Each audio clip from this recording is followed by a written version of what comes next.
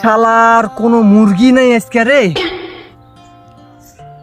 এখানে ঢুকলেই মাথা নষ্ট, হাসি থামে না। মুরগি যে কখন আসবে রে?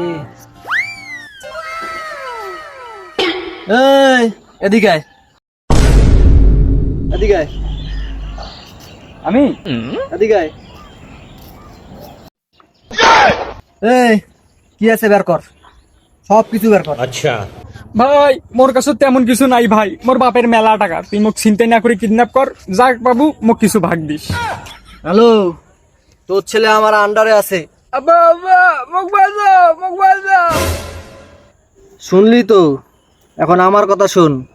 যদি কখনো পুলিশে আশ্রয় নিস তাহলে তোর ছেলের হাত কাটবো, হাত কাটবো, পা ভাঙবো, পা ভাঙবো, মুসলমানি করাবো। মো